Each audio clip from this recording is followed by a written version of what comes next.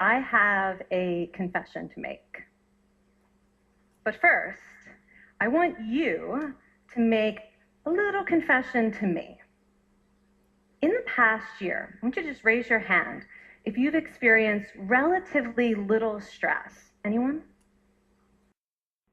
How about a moderate? Who's experienced a lot of stress? Yeah, me too. But that is not my confession. My confession is this. I am a health psychologist, and my mission is to help people be happier and healthier. But I fear that something I've been teaching for the last 10 years is doing more harm than good, and it has to do with stress. For years, I've been telling people stress makes you sick. It increases the risk of everything from the common cold to cardiovascular disease. Basically, I've turned stress into the enemy. But I've changed my mind about stress, and today, I want to change yours. Let me start with the study that made me rethink my whole approach to stress. This study tracked 30,000 adults in the United States for 8 years, and they started by asking people, how much stress have you experienced in the last year? They also asked, do you believe that stress is harmful for your health? And then they used public death records to find out who died. Okay, some bad news first. People who experienced a lot of stress in the previous year had a 43% increased risk of dying.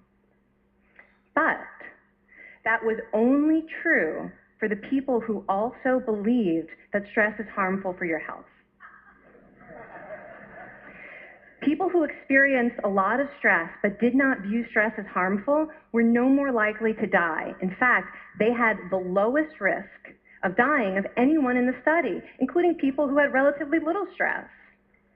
Now, the researchers estimated that over the 8 years they were tracking deaths, 182,000 Americans died prematurely, not from stress, but from the belief that stress is bad for you. That is over 20,000 deaths a year. Now, if that estimate is correct, that would make believing stress is bad for you the 15th largest cause of death in the United States last year, killing more people than skin cancer, HIV, AIDS, and homicide. You can see why this study freaked me out. Here I've been spending so much energy telling people stress is bad for your health. So this study got me wondering, can changing how you think about stress make you healthier? And here the science says yes. When you change your mind about stress, you can change your body's response to stress. Now, to explain how this works, I want you all to pretend that you are participants in a study designed to stress you out. It's called the social stress test. You come into the laboratory and you're told you have to give a 5-minute impromptu speech on your personal weaknesses to a panel of expert evaluators sitting right in front of you. And to make sure you feel the pressure, there are bright lights and a camera in your face, kind of like this. And the evaluators have been trained to give you discouraging nonverbal feedback, like this.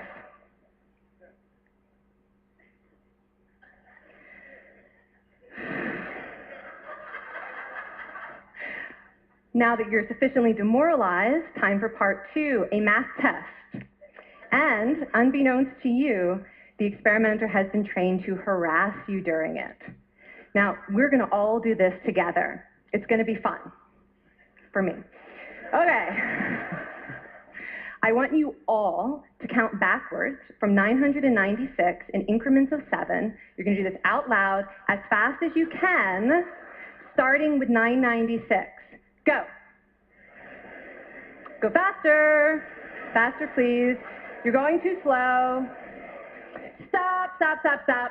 That guy made a mistake. We're going to have to start all over again. You're not very good at this, are you? Okay, so you get the idea. Now, if you were actually in this study, you'd probably be a little stressed out. Your heart might be pounding. You might be breathing faster, maybe breaking out into a sweat. And normally, we interpret these physical changes as anxiety or signs that we aren't coping very well with the pressure. But what if you viewed them instead as signs that your body was energized, was preparing you to meet this challenge? Now, that is exactly what participants were told in a study conducted at Harvard University. Before they went through the social stress test, they were taught to rethink their stress response as helpful.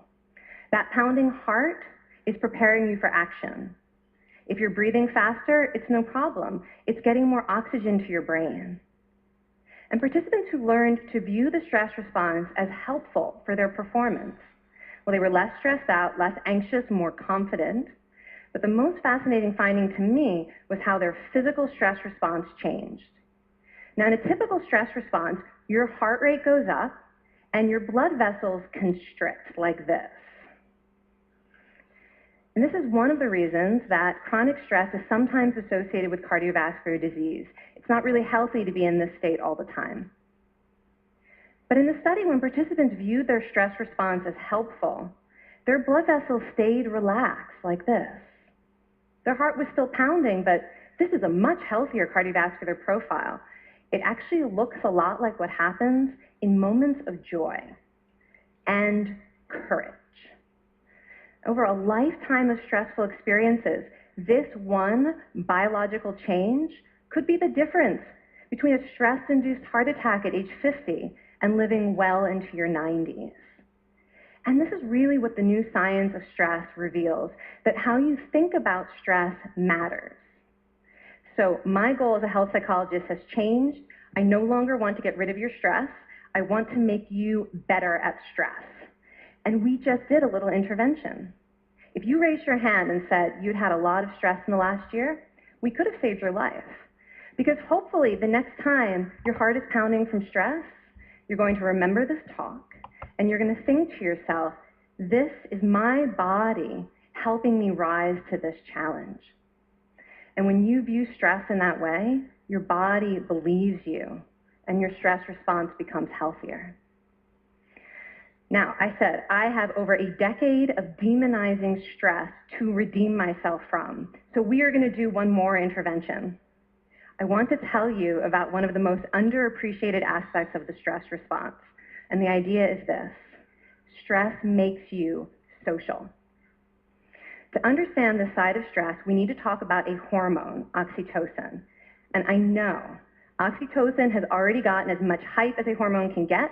It even has its own cute nickname, the cuddle hormone, because it's released when you hug someone. But this is a very small part of what oxytocin is involved in. Oxytocin is a neurohormone. It fine-tunes your brain's social instincts. It primes you to do things that strengthen close relationships. Oxytocin makes you crave physical contact with your friends and family.